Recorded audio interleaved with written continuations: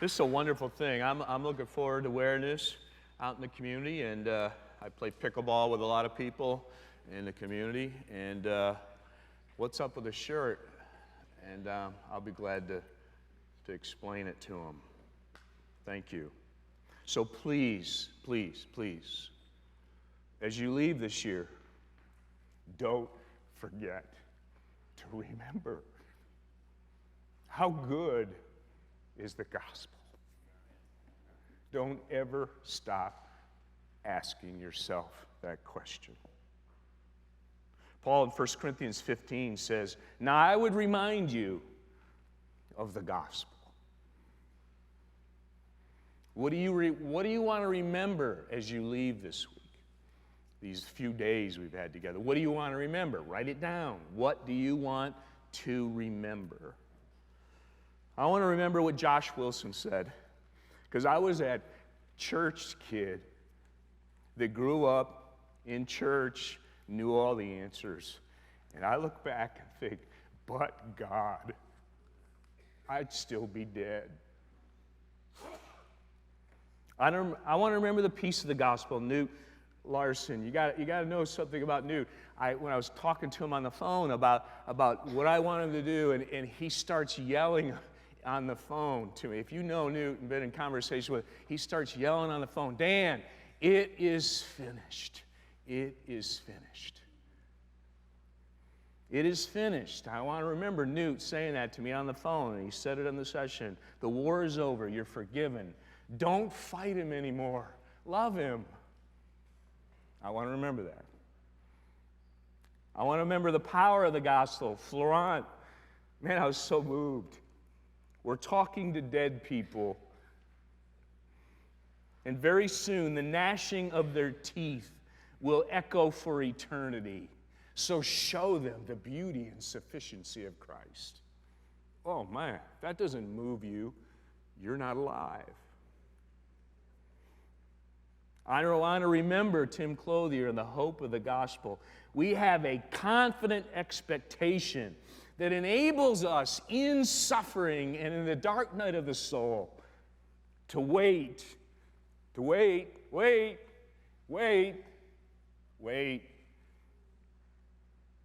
eagerly. It'll be worth it. Wait patiently. It will be worth it. So don't forget to remember, please don't forget to remember, because gospel amnesia is dangerous to the state of your soul. Moses talked about it in Deuteronomy. Be careful and keep your soul diligently, lest you forget the things that your eyes have seen, and lest they depart from your heart all the days of your life. Wow. I remember years ago reading John Eldredge in his book, The Journey of Desire. He said, "You see, I wake up most mornings an unbeliever. It seems that during the night I slip into forgetfulness, and by the time the new day comes, I'm lost. The deep and precious truths that God has brought to me over the years, and even just yesterday, seem 1,000 miles away." It's dangerous to forget. Paul says to Timothy, remember Jesus Christ, risen from the dead, the offspring of David, as preached in my gospel. And I doubt that when Timothy got that from Paul, he goes, yeah, Paul, I know the gospel. What do you mean, remember the gospel? I get it. No. Wait, what was Paul saying? If you were at the Grace luncheon, they left on the table the last message of Dr. McLean as President Emeritus. He delivered it in May of 1962. I read it last night. Guess what his last message was? 2 Timothy 2:8, I quote, "Remember Jesus Christ. You may forget me, what I have said and what I have done. I shall not complain. I ask of you but one thing. You always remember Jesus Christ."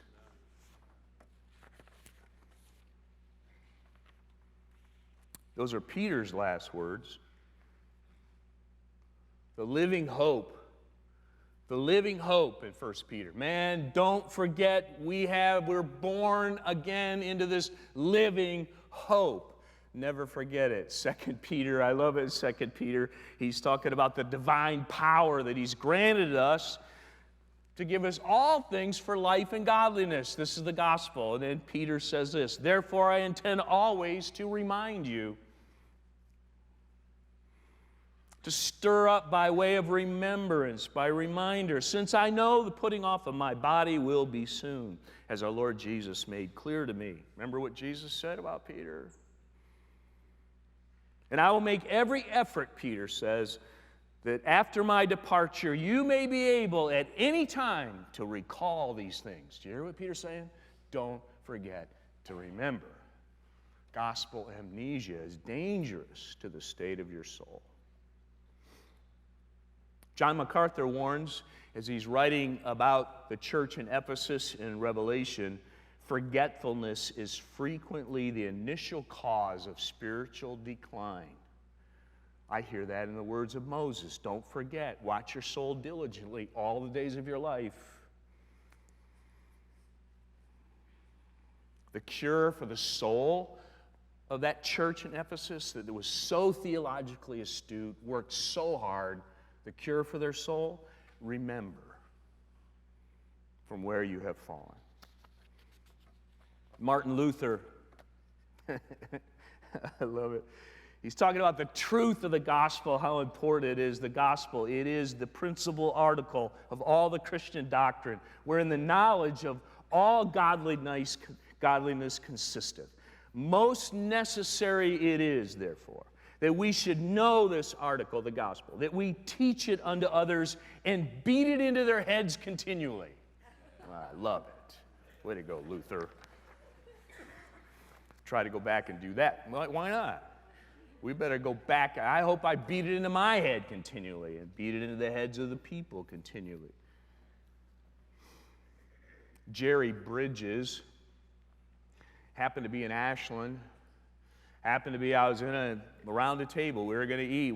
It was a group of people. We got into the whole conversation about lots of things and ministries and ups and downs and all this stuff. And Jerry Bridges, when I met him, was rather old. He's a small, frail, soft-spoken guy. I mean, he's the kind of guy that when you walked up to him, you could go, boop, you know.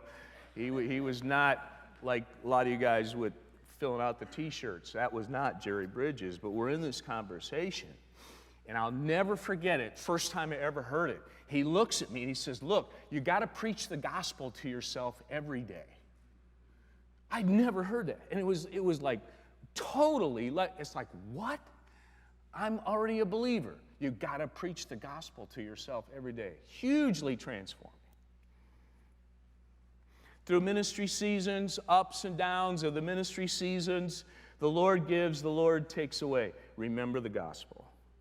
T.S. Eliot said, the cross is the still point in a turning world. Jesus sent out the short-term team of 72 people. They returned reporting all the major things. They came to national conference, all the major kingdom advances, and they all rejoiced, and Jesus rejoiced. He said, nevertheless, do not rejoice in this, that the spirits are subject to you, but rejoice that your names are written in heaven. Dr. Martin Lloyd-Jones, a story is told that near the end of his life, he was asked, how do you process the diminishing abilities of your ministry? You're not preaching to thousands of people anymore. And the story goes that he smiled and says, rejoice that your name is written in heaven. Jesus is addressing the anxieties and cares of the world. What does he say? Fear not, little flock, for it's your Father's good pleasure to give you the kingdom. Remember the gospel. The prodigal son came to his senses when? When he remembered the goodness of his Father. And when we get sidetracked and blinded by pride and unbelief, the subtle sins of pride and unbelief that will that will just take an enormous toll on your soul. If by God's grace you come to your senses and you don't forget and you see Jesus again and you remember the gospel. Gospel amnesia is so dangerous to the state of your soul. And so let's do what Jesus instructed us to do. He knew we would forget. Jesus knew we would forget. And so he says, here's what I want you to do. Do this and remember me. So that's what we're going to do.